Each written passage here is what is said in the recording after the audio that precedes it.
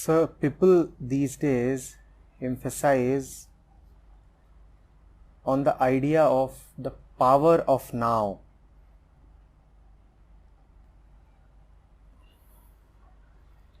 But you say that the present is different from the now. Please elaborate.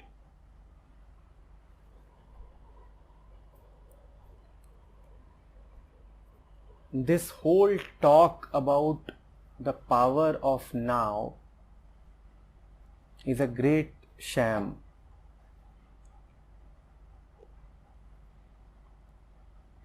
It is deep materialism disguised as spirituality.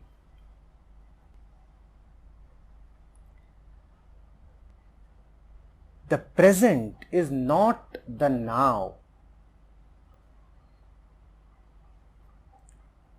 The now is a point in the stream of time.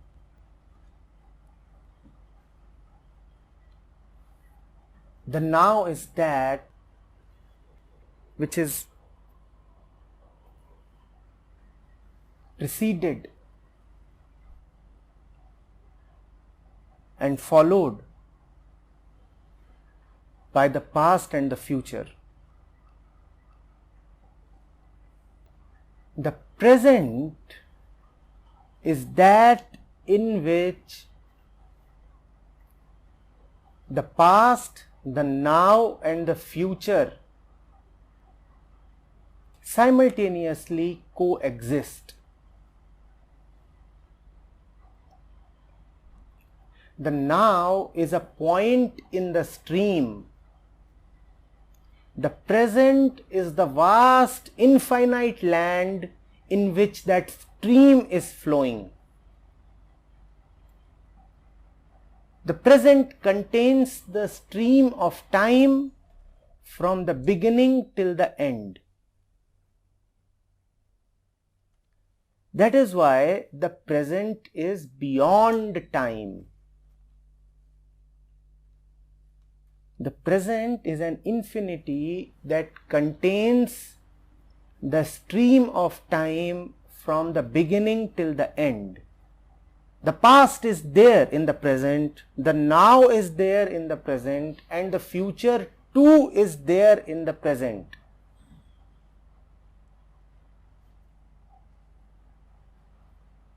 And it is not one stream of time. There are as many streams of times as there are minds. The past is not one object. The future too is not one object. Even with the so-called person, the past and the future keep changing.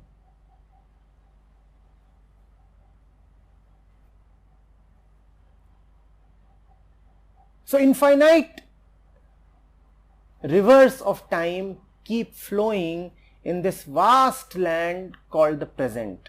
The present is that which is present. It is the truth. The present is that which is the only entity that exists. That is the present. The present is not at all the now. But it is a great misfortune that we have people who are constantly harping on the power of now and such things, and they are being read, appreciated, and such concepts are gaining ground. What does the now pertain to? The past and the future are imaginations. The now is a fact. The past and future are imaginations. The now is a fact that your senses can perceive, a fact in which memory has minimum role.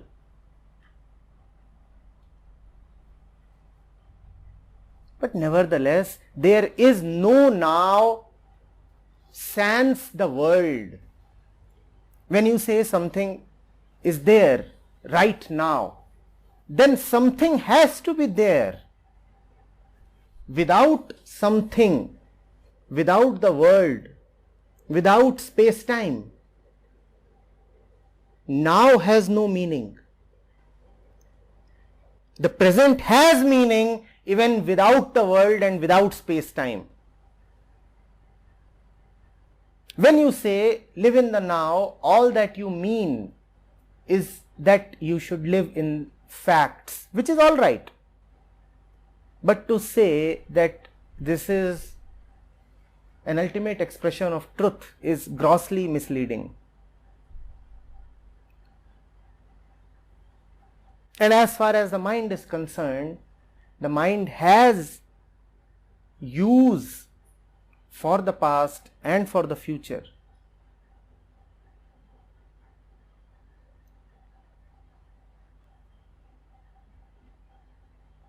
So one, being what he is, cannot really disregard the past and the future. In fact, the now is not possible in absence of the past and future.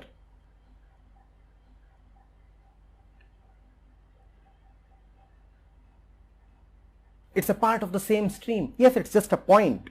It has no real location. If you will search for it, you will not find it. But nevertheless, even conceptually, it is a part of the stream. It is not beyond the stream.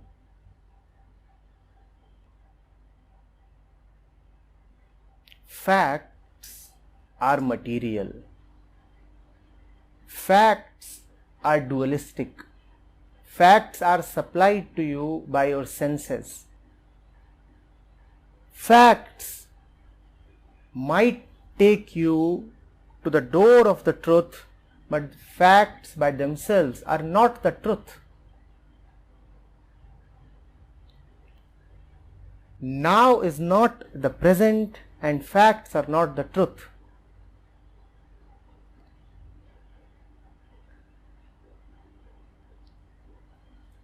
To say that facts are the truth and now is the present is to say that material is the final reality, and if material is the ultimate truth, then there can be no love, freedom or joy, because none of these are material.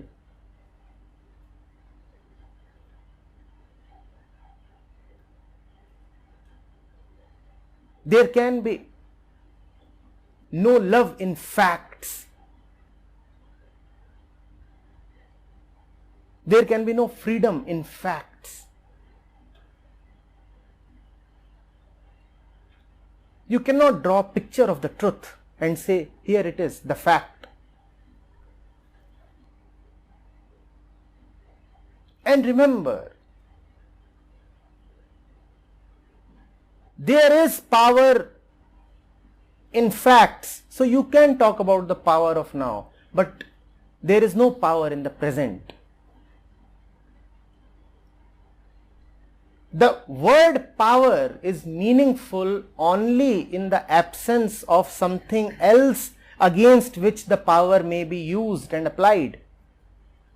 Present has no power. The present is so absolutely powerful that the word power does not apply to it.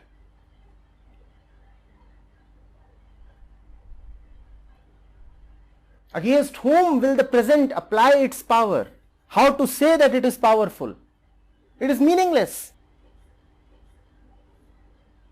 But the ego is searching for power all the time. Have you noticed that? Who wants power? The ego. So it becomes a very catchy thing to say. The power of now.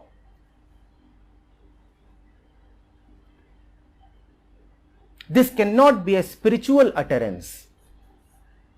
No spiritual mind looks for power.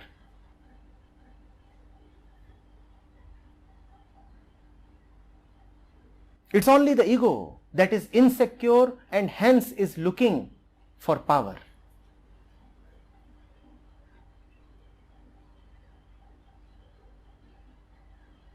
Be cautious of these fundamentals. Maya takes several forms. See what you are reading.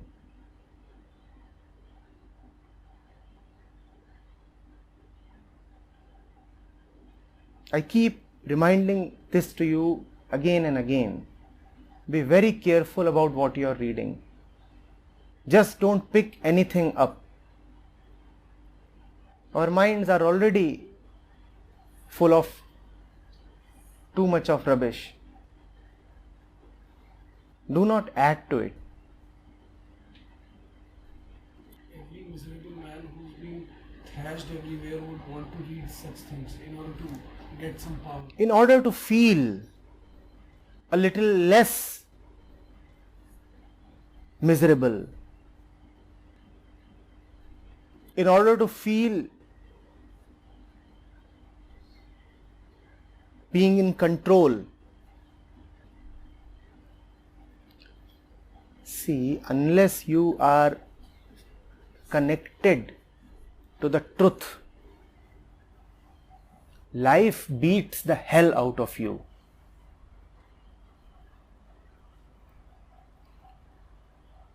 But being connected to the truth means your annihilation. And you are so afraid and so insecure and so faithless that you prefer being beaten around than being unified with the truth. You say, it's all right. I'll take all the slaps that life gives me daily. I'll suffer. But at least in this suffering, I am alive, I exist. With truth, I won't even exist. So let me be beaten around. But at least I exist. What do I exist as? I exist as a festering wound. I exist as a rotten wound. But still, I exist.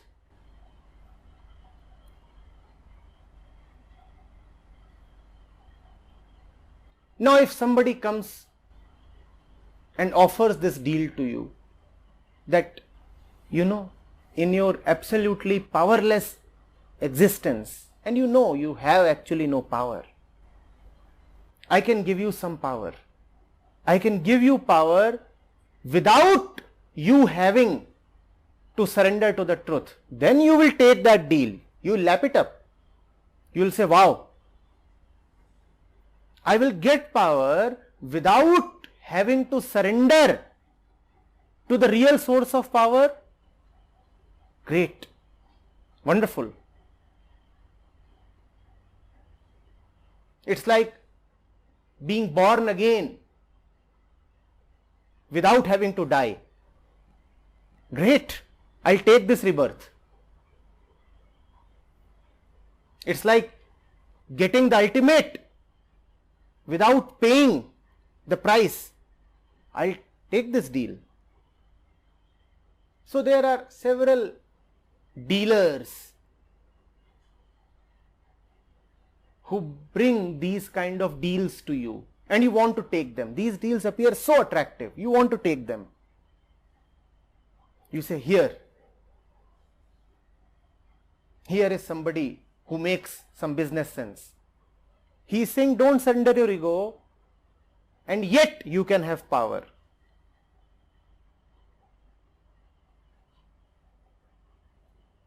We like these kind of dealers. We like the teacher who promises you liberation without asking you to surrender. We like the teacher who says you can be joyful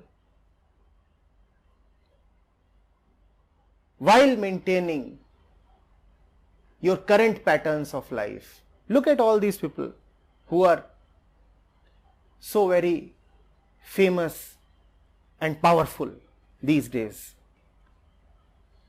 They all have one thing in common. They do not ask you to demolish yourself. None of them will ask you to demolish yourself. They will say, remain what you are, yet you can have peace and joy. I will give you some magical wand. Remain in your current job. Remain with your current set of people. And remaining where you are and what you are, you can be redeemed. They'll say, you continue doing what you do. If you are a killer, continue killing.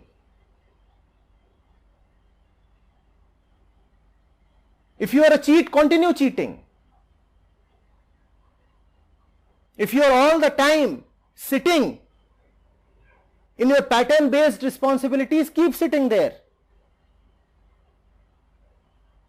You don't have to demolish. You don't have to come out.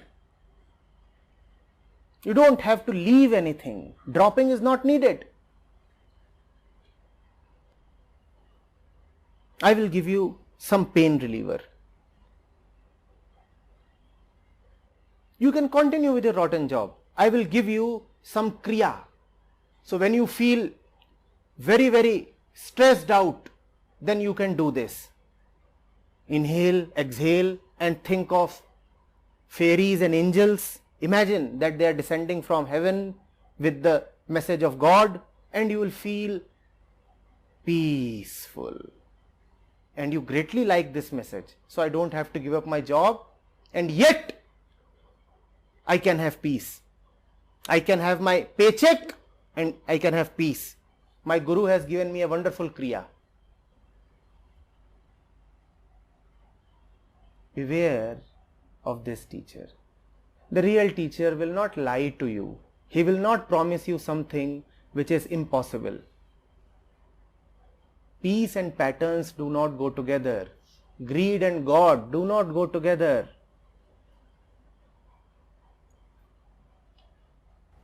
Are you getting it? Being present to what is happening, continuous observation. So we present. See, when you say that I am present to what is happening, then you can be present to the happening only when you know what is the truth of the happening. What do you mean by being present to a dream?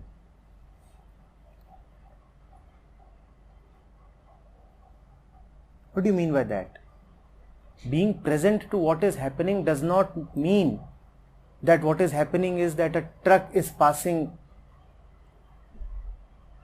man is shouting, and I am present to that. No.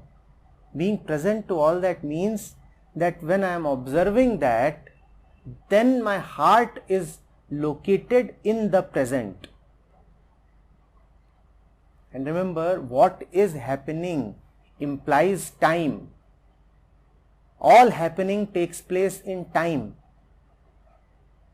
So sitting in the timeless, I am observing time. This is called witnessing. Now what is present? The witness is present. The witness is present.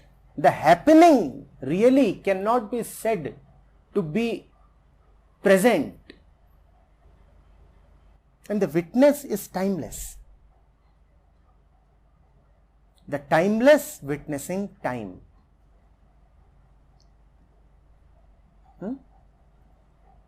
Kindly do not use the word present in any other sense. Present means the truth, that which is present, that which is.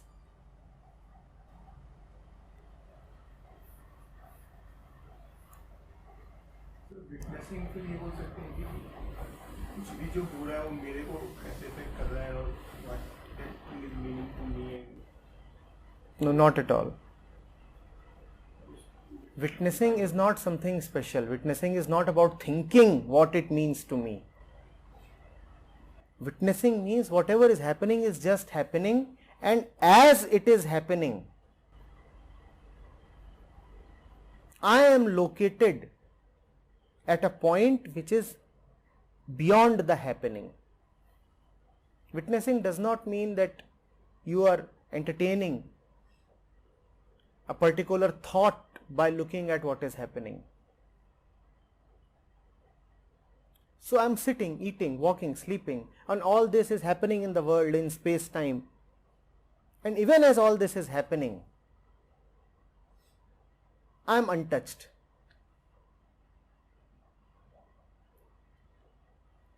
Even as my physical and mental apparatus is involved in whatever it is involved in, I am not involved. Being fully involved yet not involved. Just as we talked of the various streams on the land, right? All the streams are flowing upon the land. All the streams are finding their way on the land. But is the land flowing? That is witnessing. So many streams are contained in me, but I am not contained in those streams. So many streams are flowing within me, but I am not flowing with those streams. All the streams are flowing within me, and I am the vastness, the immovable vastness in which all flows are happening. This is witnessing.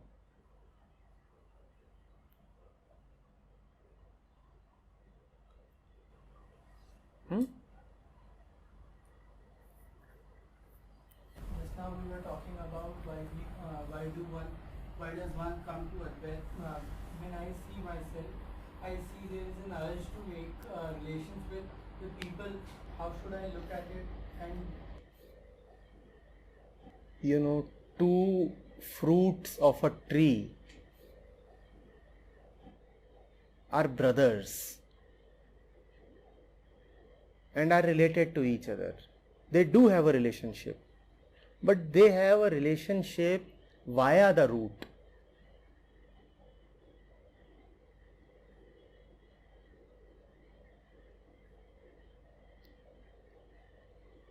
Pluck them,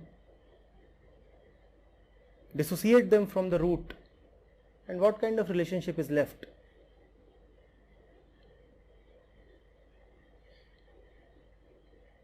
You look at a bag of apples. Are the apples related to each other? But the apples are related to each other when they are on the tree. Then they are related to each other through the root.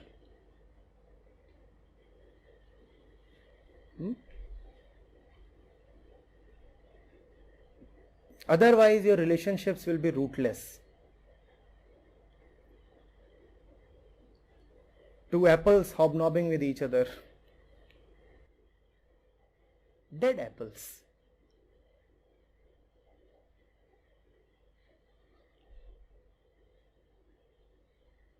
Once you had said that two people surely can have relationship, but before that, those two people must have their relationship with that. Without that relationship between two people is not possible. You know what happens? There is a circuit in which current must flow in a particular way.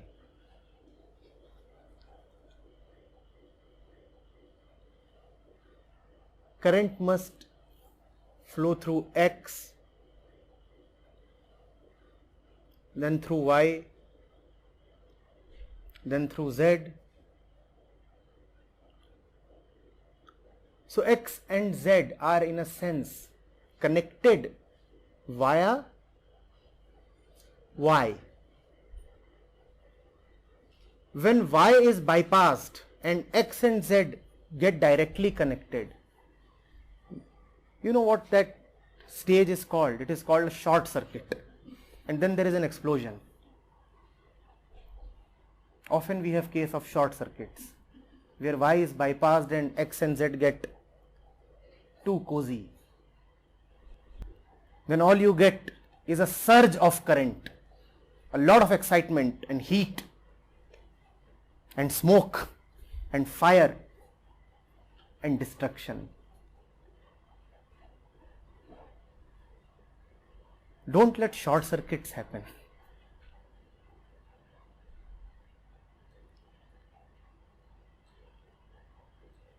Be related. Every part of the circuit is related to the other part, is it not? The same current is flowing through them.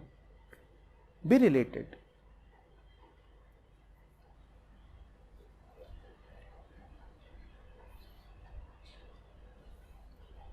So Osho said in one of his discourse that we need to be connected with somebody without any reason.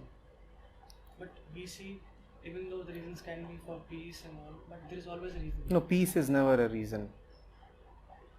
Peace is never a reason. Because peace is the absence of reasons. When you have a reason, there can be no peace. If you say that I am connected to him because of a reason called peace, then you don't know what you are saying.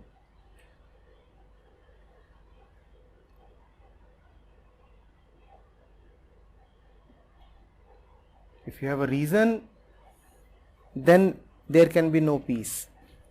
Peace is reasonlessness. This fellow takes away my reasons. That is why one is reasonlessly connected.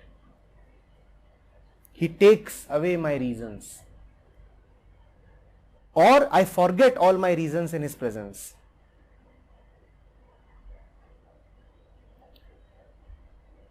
That is peace.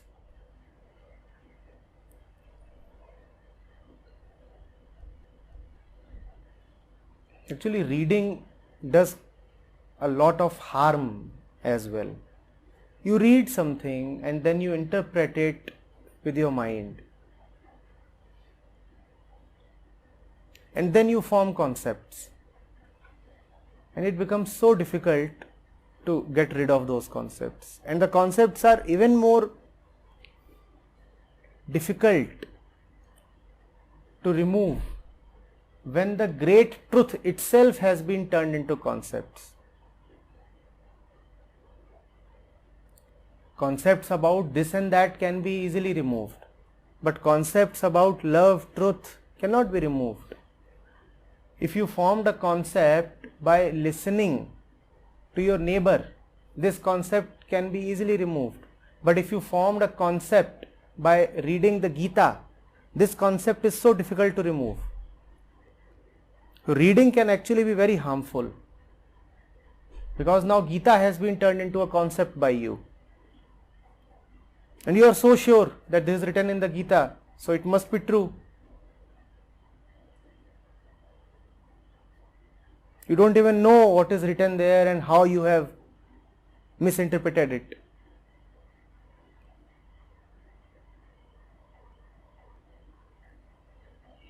Sir ये मेरा question था कि सही reading कैसे choose करें, क्योंकि बहुत बार ऐसा होता है कि जस्ट उस कीवर्ड सर्च करके.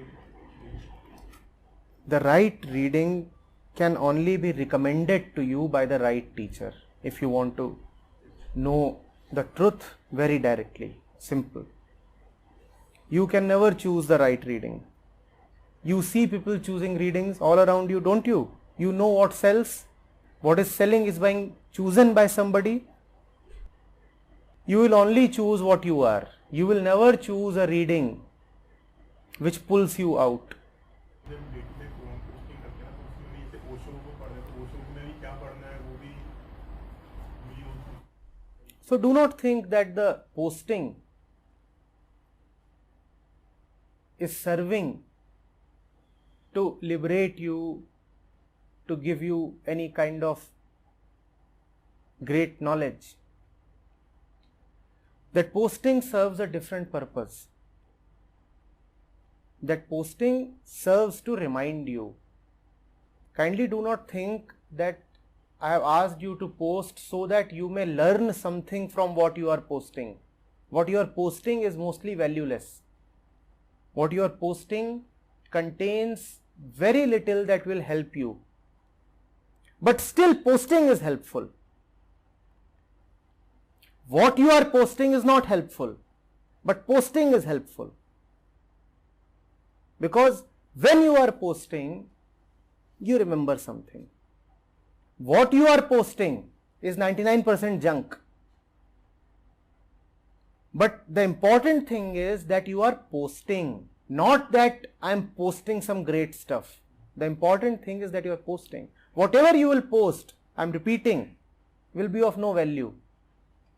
Similarly, your reflections. It is not important what you are writing, because whatever you will write will anyway be junk. But what is important is that you write. Your writing is important, not the content of your writing.